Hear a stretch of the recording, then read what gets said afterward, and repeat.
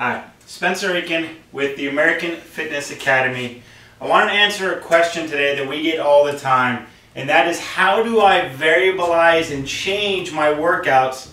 A lot of it has to do with based on I want to change it so that I can keep getting results, and or hopefully not, you're changing because you're having problems getting the results that you're hoping for. So I got on the board the 7 variables that we use that you can manipulate to change and or increase and variabilize the workouts that you are doing. So on the board right now we have the 7 variables of our workouts. The first and most oftenly changed variable is reps. Depending on your goal, you're going to change it up and how many reps you're going to do. Remember, you have to work to fatigue. Pushing to fatigue on that last rep is what forces adaptation. So whether you're trying to get more powerful, if you're an athlete like a football player or a basketball player, you want to be lower on your rep range, 2 to 5, because that helps us with our power. If we're going for strength, we want to focus on 6 to 10 reps. If we're focusing on muscle size, we want hypertrophy, we're up in the 8 to 12 range.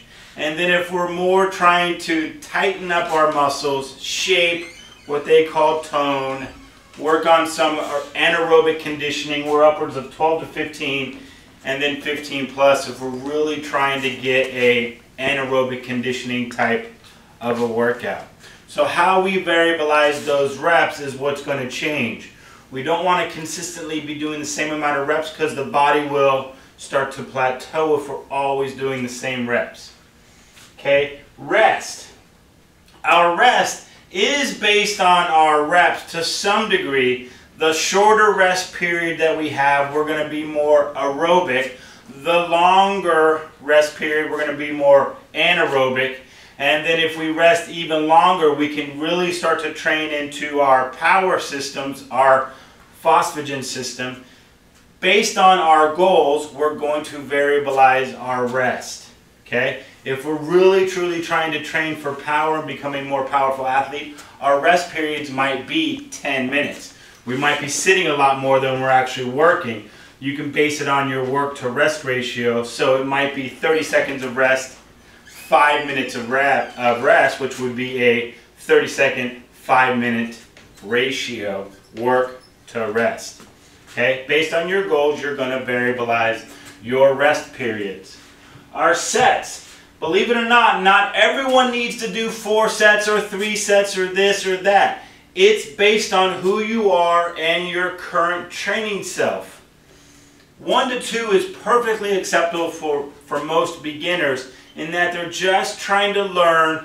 Their muscles are going to start to adapt and get a feel for what they're doing. Upwards of more than 4 sets, although beneficial, tends to be fine for people with a very specific needs.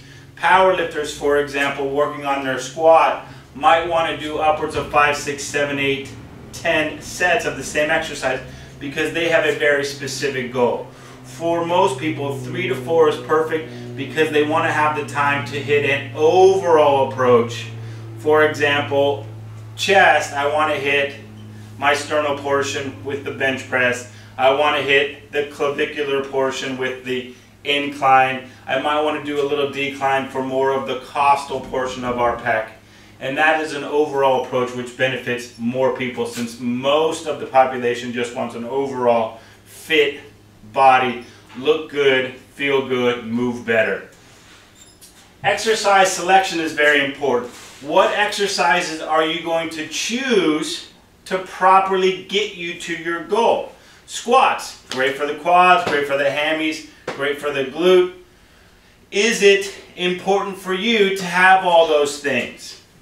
Probably yes. However, if you really are trying to focus on the hamstrings, it might be a better solution to choose a barbell lunge, which has a greater activation of the hamstrings and glute. So choosing the proper exercise will help you reach your goals quicker and more effectively.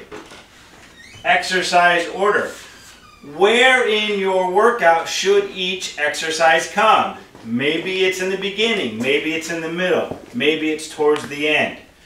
Knowing proper order, knowing proper goals will help you to decide where to put it. For example, going back to the chest, if I really needed to focus on my upper pec, the clavicular portion right here on the collarbone, I would do incline press first because I was fresher, I could focus more, and because I'm fresh, I can go heavier, which allows the upper portion of my pec to develop before it gets fatigued by doing regular flat bench press. So the order will help me to choose where my goals will lead me to.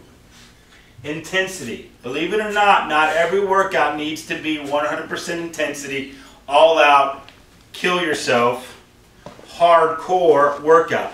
We do have situations where 60% of our 1 rep max is appropriate. For athletes, working at 70% of our 1 rep max during season is very appropriate. We're just trying to get some blood flow. Some people call it a deload week, where we're just trying to get the movement, working on our technique, working on the movement, allowing our body to get an active recovery. Recovery is just as important as your workout. Sometimes you have to let the body rest and allow it to grow and prosper. And then lastly, we have velocity.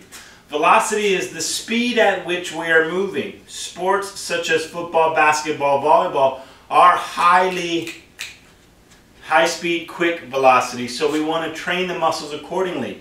We will use some momentum. We will have our fast-paced repetition, squats very, very quickly, trying to get the muscle to increase its contractile speed, and that is a very, very fast velocity. For bodybuilding and or contraction of the muscle, we might want a slower rep, such as a 2 to 4 count.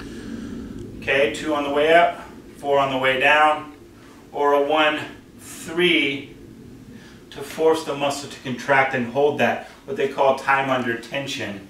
We want to increase and or decrease that. We can actually decrease the velocity by going super slow if that will serve our purpose. On an eccentric set, we might take upwards of 10 to 15 seconds to allow the muscle to have that time under tension. So those are your 7 variables you can use to variabilize, change, manipulate, and improve your workout to maximize your workout and to get you to your goals. Thank you very much. Spencer Aiken with American Fitness Academy.